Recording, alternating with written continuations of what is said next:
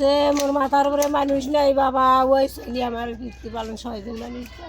মোর বাবা ঘরে বসে শীতে আছে, বাবা শীতে আসে এলে মেরে দিয়ে গেছে বাবা।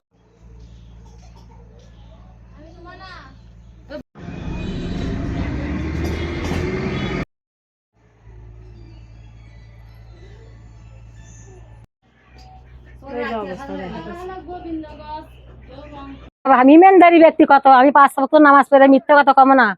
ওরা আমার পাড়া ফিরতে বয়স, ওর সাথে আমার জীবনে 2 কথা হয়নি। ওরা আমার পাড়া ফিরতে বয়সে 12 বছর 20 বছর বাড়ি করছি, ওর সাথে আমার কোনো দ্বন্দ্ব হয়নি, বা ওরা আমাকে ভালোই দেখছে, ভালো নজরই দেখছে, কোনো কথা হয়নি।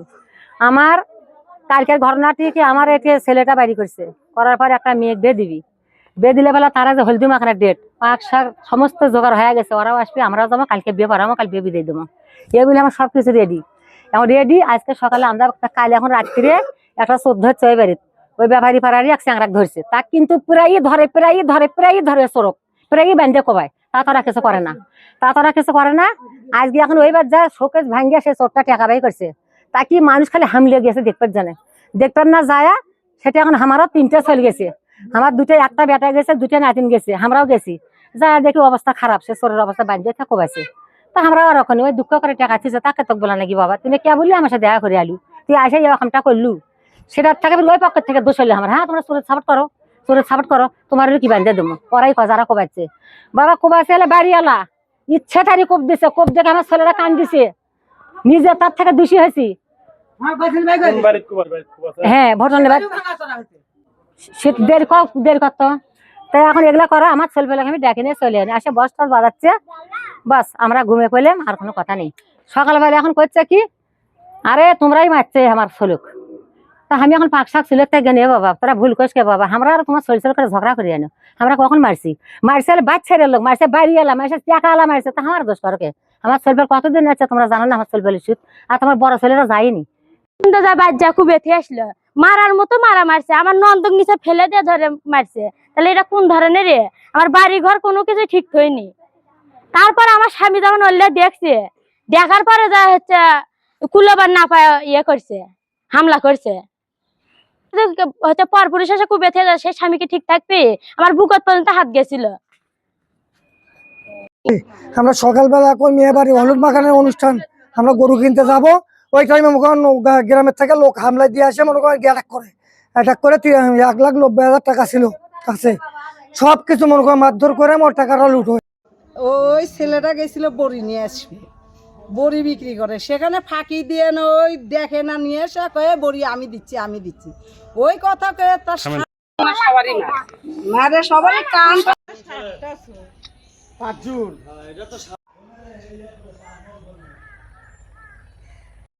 আমার কাজ পেয়েছি, মুখ দেখা দেখি সামনে দাঁড়ান, ঘরের মধ্যে আমাকে কেন মারা হলো?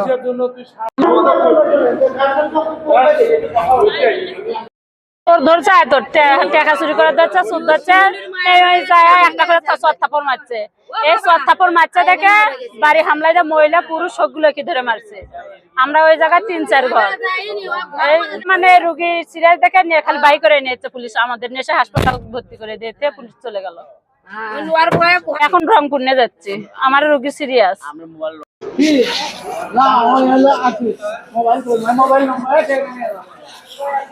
চুরি হয়েছে, আমার একটা ব্যাংক ছিল, সে ব্যাংকটা চুরি করে নিয়ে গেছে। আমরা দাওয়াত খাইতে গেছিলাম, দাওয়াত খাবার যায় দিয়ে আসে দেখি যে ওই চুরি করে একদিক 2টা গেট, একদিকে আরেকজনক দিয়ে বেটাচ্ছে, ওরা ছিল 4 জন পাহারা দিচ্ছিল, 2 জন, একজনক ব্যাংক ট্যাঙ্ক নিয়ে টাকা নিয়ে, একটা চেন ছিল, তারপরে 2টা ফোন ছিল, সেগুলো নিয়ে আরেক গেট দিয়ে বাড়ি করে দিছে একজনা, আরেক গেট দিয়ে ফির ওই বাই হচ্ছে, এরই মধ্যেই আসে আমরা দেখি যে গেট দিয়ে ওই বাই হচ্ছে।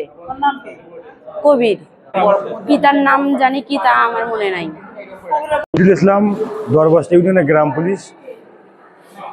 আমি ফোনের সংবাদ ভিত্তিতে যায় দেখি চোরকে আটকে রাখার কারণে চোরকে অনেক মারধর করেছে জনগণ, মারধর করে তা পুলিশকে আমি ডিউটি অফিসারকে ফোন দেই, উনি বলে আপনি ওসি স্যারকে ফোন দিয়ে আপনি জায়গায় যান, জায়গায় যে দেখেন কি অবস্থা চোরের অবস্থা একটু খারাপ অবস্থায় দেখে আমি বললাম ওদের অভিভাবককে হস্তান্তর করে দেও। তা ওই ওয়ার্ড চেয়ারম্যান নজরুল ভাই বলল ওনাদের অভিভাবককে আপনি নিয়ে যায় দিয়ে দেন। তা নজরুল ভাই কথা মতন আমি গ্রাম পুলিশ বলি যা ওদের কাছে হস্তান্তর করে দেওয়ার পক্ষে, যে আমি একটু ভিডিও করে দিই আপনাদের পক্ষে আমি দিয়ে দিলাম কি না, সে পক্ষে মানে ওদের পক্ষে নিয়ে যায় যখনই দিয়ে আমি দেওয়ার পরে আমাকে ওরা চোরের পক্ষের লোকজন আমাকে এলোপাতারিভাবে যে মারধর করেছে, অবস্থা আমার খুবই খারাপ। এবার আমি আইনগতভাবে এরা চাই কেন আমাকে অন্যায়ভাবে মারলো। আমি কি এলাকার লোক ভালোর জন্য আমি ওখানে চোরকে নিয়ে গেছি এবং তাদেরকে অভিভাবককে হস্তান্তর করে নিয়ে যাওয়া হাসপাতালে নিয়েছে। ওটা অভিভাবককে আমি দেওয়ার পর চোরকে হাসপাতালে নিয়েছে, আমাকে এলোপাতারিভাবে মারধর করছে। আমি তার আইনগতভাবে ব্যবস্থা চাই। আমার করার কি আছে সে জায়গা